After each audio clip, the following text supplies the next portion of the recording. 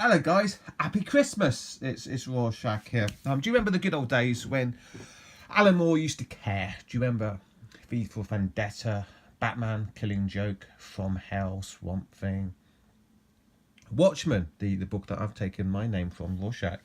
Do you remember all that good stuff? Well, it was a long time ago. We're talking 80s. I think From Hell was in the 90s, but Alan Moore hasn't really done anything for many decades now. And Mina for Young Ladies, I think this might be the last comic book that he ever does. If it is, it's a bit of a whimper that he's going out on, you know, as is often the case with most lives, really. You don't, maybe people like Kurt Cobain get to go out on their prime, but most of us don't. We tend to, if we're lucky, achieve something great, maybe once, twice. Alan Moore, about 3, 4, 5 times, and then we'd kind of peter on, really, and people start to say that dreaded phrase, "You were good in your time." And Alan Moore was really good in his time, and yeah, his time has come and gone. And yeah, Mina for Young Ladies it's an absolute rambling, incoherent mess. It's not enjoyable at all, but hey, at least you get some 3D glasses. Do you remember 3D glasses, anybody? It was quite a new thing in the early 1980s. Oh, man. I'm not going to go through this book then and go through the narrative of it, because it's such a incoherent mess that it's going to be absolutely impossible to make head or tail of it all. Alan Moore doesn't care. He's just doing his own thing. He's having a bit of giggle, making himself smile, and in doing so, he's just produced a book that's really not reader friendly at all. There was one single moment in this book that made me almost laugh, and that's this character here. She's like an electric girl superhero, and she's very sad because whenever she touches a man, well, that happens. And even a cat as well.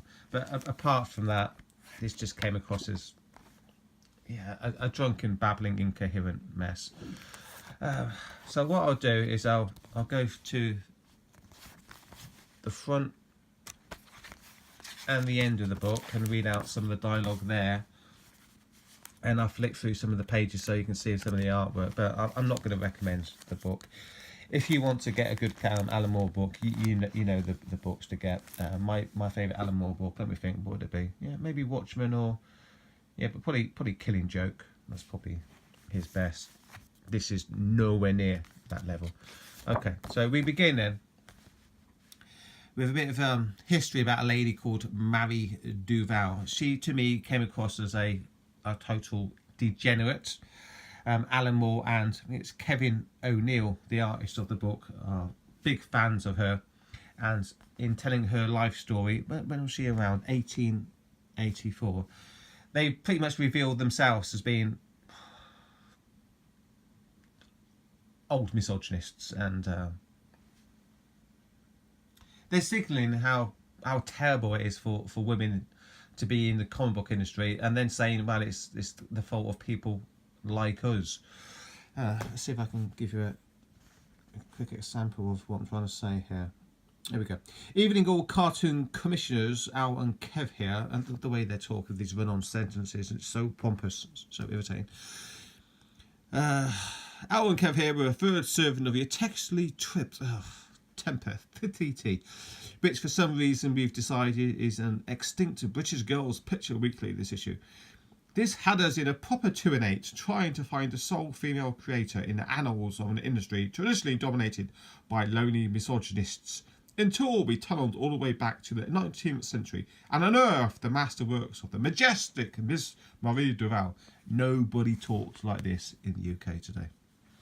So the comic book industry is dominated by lonely misogynists. Who are you talking about? Mr. Moore, Mr. O'Neill?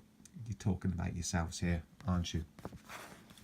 Flipping heck. Well, if that doesn't convince all the genuinely talented women out there to avoid the comic business other than making our tea and enjoying the corrosive verbal abuse that we regard as a harmless bit of fun, Yeah, they're basically admitting that they're terrible people, they're misogynists, and because they're such terrible people, then they're stopping genuinely talented women from entering the comic book industry.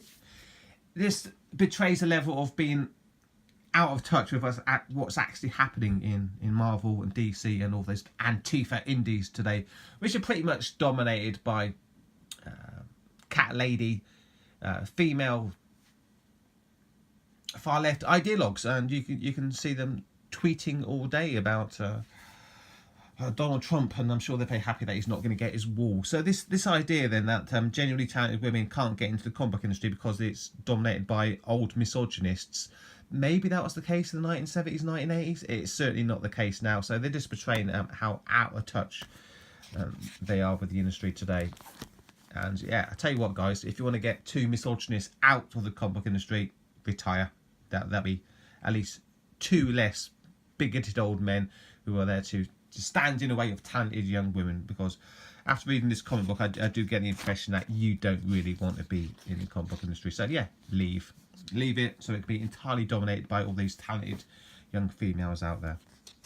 So the story, this is references to 1984 by George Orwell with the gin there, but not connecting with any issues that are happening in 2018. This is very Emma Peel Avengers, that old TV show, so is this as well. There's a bit of Chad bashing there from some comic book geeks. Is anyone laughing? I'm not.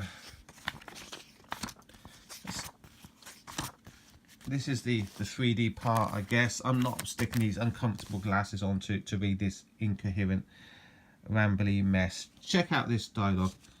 Why I, the very wherefold and when Ben Derry of this unstablishment snuffed most foulful doomage from the atom bomb and must... Oh, come on. Come on. Animal, you don't care anymore. It's obvious that you don't care anymore. And check out this letter page at the end. This pretty much sums up the entire feel of the book. Again, talking in a way that nobody talks in UK today. How do Tempest, Torch, Titans of tomorrow? It's your dysfunctional demiurges, Arrow and Kev here. Our identity slowly crumbling under the weight of this over-involved, parodic posturing to the point where we don't know our nationality, what year it is, or who we are. That's pretty much the feel of the book. So after reading it, you'll be so confused, you won't know what year it is. Luckily, there's always the mountainous power of less than 6 letters, from you, our loyal if confabulated readers, to keep our feet firmly planted on the Office Junior. Another joke. Let's have a gander at your laughably juvenile concerns. And they're all fake letters, as they freely admit here. This letter from fake named Terry Ferry from Derry. Terry Ferry from Derry. It's so amusing, don't you know? Dear Al and Kev, even though it contains no smutty references to Saturn Astro and doesn't make your readership appear to be borderline psychotics who cannot differentiate between comics and reality, these run-on sentences from Alan Moore. I wonder if you could answer my question, given that the 7-star story appears to be an issue-length 6-part narrative. Is it even remotely credible that there would be a letters page after every instalment? No, that's the joke here. Also, since we've been previously informed that this is the only 7 stars adventure, I'm wondering why us readers are apparently so familiar with the team. Just thought I'd ask. That's basically Alan Moore writing a letter to Alan Moore saying this letter page is silly and makes no sense. Yeah, just like the book, Alan. The entire thing is silly. It makes no sense. But I don't want to remember Alan Moore, Mina for young daddies, and nobody is, you know. When Alan Moore unfortunately passes, no one's going to be talking about Mina for young ladies. They're going to be talking about Thief, Vendetta, Watchmen, and Killing Joke and Swamp Thing.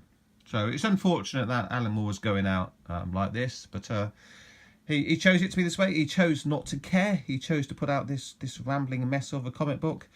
And if you go into your comic book store right now, there'll be plenty of these available on the shelves.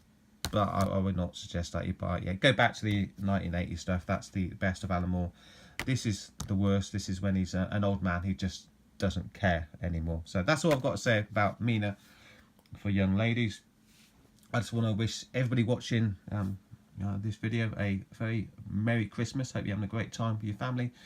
Thanks for watching all of my videos during 2018. I'll continue into 2019 until the inevitable no platforming happens on YouTube. But I think that's going to be a thing in 2019 into 2020. YouTube is going to continue to clamp down on distant voices, on people who are not on the mainstream left, and we're going to have to gradually migrate to another platform which is more free speech friendly. But yeah, I'll talk about that in later videos. I think just want to reiterate then, Merry Christmas. Hope you're having a good one. Hope you're enjoying your mince pies and your turkey and all that good stuff that comes from the great traditions of the West. Cheers, take care, and thanks for watching. I'll be back as always later. Goodbye, guys.